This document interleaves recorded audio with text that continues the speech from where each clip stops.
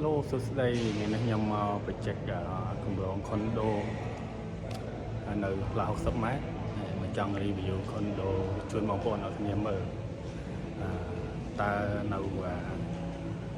ការរស់នៅទីក្រុងភ្នំពេញហ្នឹងយើងទិញផ្ទះឬក៏ទិញ condo ងាយស្រួលរស់នៅជាងចំណាយតិចជាងឬក៏ច្រើនជាងអញ្ចឹងណាហើយពីខាងក្រោយខ្ញុំនេះគឺបញ្ជាក់ condo ONF នៅលើផ្លូវ60 ម៉ែត្របញ្ជាក់នេះធំមែនទែនព្រោះមានអគារច្រើន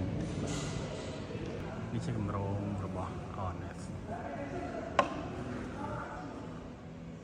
ធំមែនទែនមានច្រើនគម្រោងមានច្រើនផ្ទះចឹងបងប្អូនដែលចង់ដឹងថាតើនៅ condo ចំណេញពេលវេលាចំណាយតិចច្រើននេះនៅក្នុងវីដេអូនេះខ្ញុំនឹងរៀបរាប់ប្រាប់ថាតើយើងនៅ condo យ៉ាងម៉េចដែរអញ្ចឹងណាហើយមួយទៀតតើតើមួយនឹងការទិញ condo តើយើងគួរទិញអា condo ដែលកំពុងសាងសង់ឬក៏ condo ដែលទិញភ្លាមយើងអាចរស់នៅភ្លាមបាន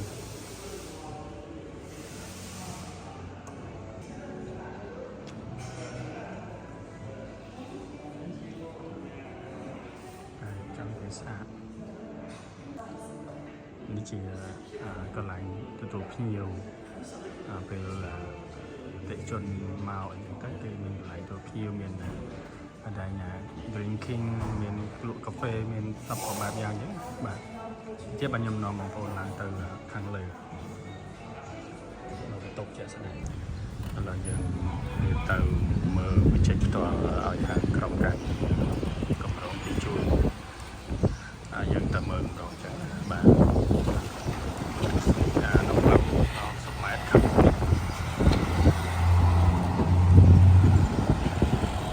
បាក់វិញខាងក្រៅស្ពានអាកាស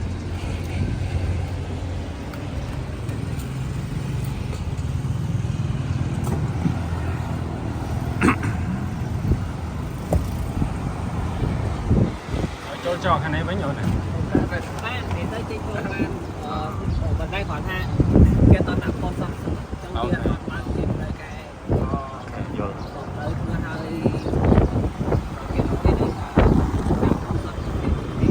បានផ្លូវទៅណាក៏វាអត់ឆ្ងាយ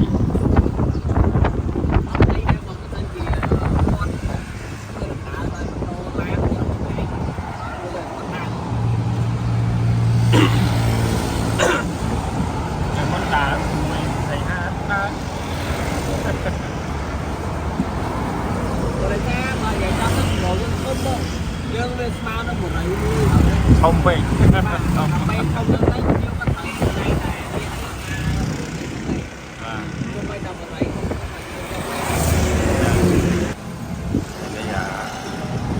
យើងទៅមើល project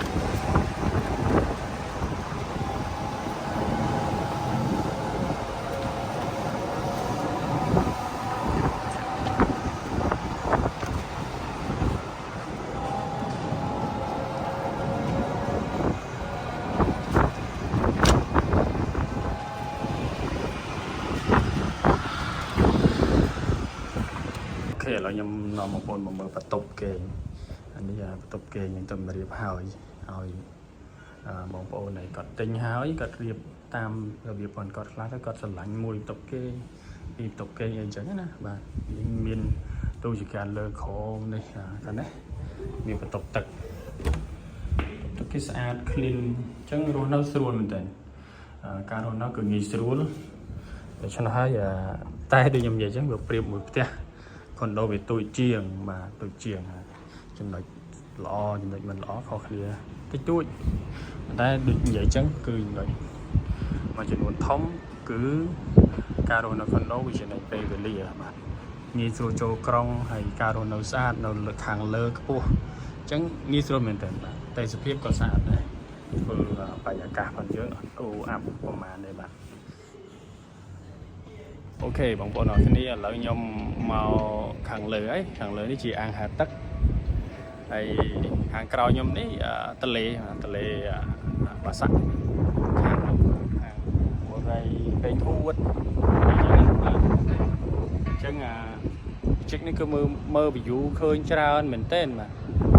ឃើញច្រើនណាស់ហើយខាងនោះក្រុងបាទកណ្ដាលក្រុងហើយខាងក្រោយជាអាងហាទឹក អ មើលខាងនោះចឹងខាងនេះគឺជាក្រុងហើយគឺជាស្ពានព្រះមនីបាទហើយខាងនោះក្រុងពេញអញ្ចឹងបញ្ចឹងនេះគឺនៅបណ្ដាក្រុងតែម្ដងហើយវត្តជុំវិញដោយទន្លេចលនាអាកាសល្អមែនទេល្អខ្លាំងបាទហើយខាងនេះគឺអាងហែទឹកទេគឺធំស្អាតចឹងបងប្អូនងាយស្រួលរស់នៅមានពេលវេលាហាត់ប្រាណហាត់កីឡាហែទឹកអីអញ្ចឹងណាបាទហើយនោះជាផ្សារបាទនេះជាផ្សារជីបម៉ងបាទផ្សារជីបម៉ងហើយជុំវិញដល់បរិយ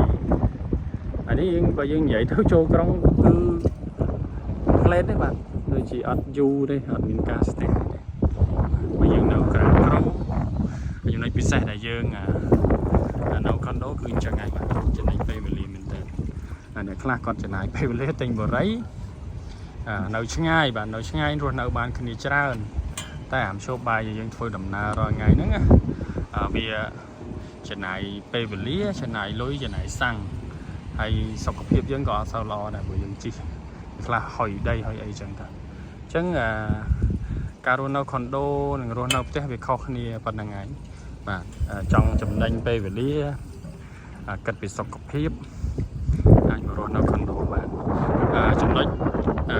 ខុសគ្នាគ្រាន់តែវាមានបន្ទប់តិចនៅខុនដូបាទខុនដូបន្ទប់តិចជាងផ្ទះបាទរស់នៅបានតែម្នាក់ឬក៏ពីរនាក់ចឹងទៅប៉ុន្តែតើទៅមួយ facility កន្លែងហាត់ប្រាណហាត់ទឹកទេសភាពវិជូពេលចំបីខុនដូគឺល្អមែនតើស្អាតចឹងនេះជាជីមរបស់គម្រោងឥឡូវយើងទៅមើលខាងក្នុងបន្តិចខាងក្នុងមានអីខ្លះចឹងណាបាទអញ្ចឹងខាងក្នុងយើងមានកន្លែងហាត់ប្រាណស្រួលមែនតើបងប្អូនភាគច្រើនគឺរឿងហាត់ប្រាណហ្នឹងគឺខ្ជិលតែម្ដងសំបីតែខ្ញុំអញ្ចឹងណាខ្ញុំក៏ខ្ជិលដែរហើយនៅនេះបើយើងនិយាយទៅយើងរស់នៅបងតាមដេចមិនហ្វីយើងចង់រត់ប្រហែលម៉ោងស្រេចចិត្តយើងណាស្រេចចិត្តយើងទេបាទអញ្ចឹងវាមានសពគ្រប់ហើយបូកជាមួយនឹង view ទៀតអញ្ចឹងការរស់នៅខុនដូវាប្លែកបែបហ្នឹងបាទវាប្លែកបែបហ្នឹង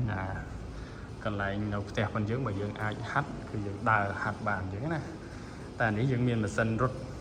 យើងមានលើកដំដែកបើយើងទៅជីមក៏បច្ចុប្បន្នខ្ទង់10000នេះដែរខ្ទង់10000រៀលនេះដែរណានៅខ្មែរបាទអញ្ចឹងមានឧបករណ៍ច្រើនមែនទែនចង់ធាក់កង់ក៏បានធាក់កង់ពុតចកេះអញ្ចឹងងាយស្រួលណាស់បាទងាយស្រួលមែនទែនហើយបរិយាកាសមើលទៅខាងក្រៅនៅស្អាតអញ្ចឹងការនៅខុនដូគឺបែបហ្នឹងឯងបាទងាយស្រួលណាស់បាទអញ្ចឹងឲ្យបងប្អូនព្យាយាមតែកន្លែងណាក៏បានដែរប៉ុន្តែដូចខ្ញុំលើកទឹកចិត្តអញ្ចឹងណាព្យាយាមឲ្យបងប្អូនរស់នៅខុនដូជាទូទៅបើសោតខ្ញុំគឺអ្នកនៅខុនដូកម្រហាត់វាច្រើនជនបរទេសគាត់ហាត់ច្រើនបាទអញ្ចឹងពេលទិញហើយរស់នៅត្រូវតែហាត់បាទកុំអត់ហាត់ប្រាណបាទនេះជាអ្វីដែលខ្ញុំលើកទឹកចិត្តបាទសុខភាពសំខាន់អញ្ចឹងយើងទិញហើយយើងប្រើអស់លទ្ធភាពរបស់យើងអញ្ចឹងណាបាទនេះខាងក្រៅគេ floor ខាង floor គេអញ្ចឹងមានច្រើនបាទទុកជាក់ស្ដែងបាទទិញហើយអាចចូលនៅបានមានគេរើចូលនៅអញ្ចឹងគេរៀបជាលក្ខណៈ Airbnb គឺបន្ទប់ទលាយចរាយន្តសុវត្ថិភាពយើងប្រើ Smart Key បាទនៅក្នុង condo នេះគេប្រើ Smart Key access ចេញចូលលេងទៅបរិយាកាសចេញចូលល្អបាទហើយនេះជាទ្វារច្រកចេញពីមានអាសន្នអីចឹងណាបាទអញ្ចឹងមួយយ៉ាងផងគេដែរបាទ condo បាទ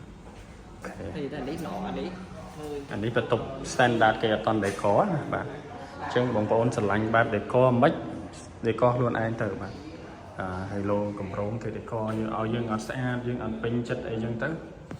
យើងអាច decor ខ្លួនឯងហ្នឹងហើយអញ្ចឹង view នេះទៅខាងផ្សារជីបម៉ុងបាទ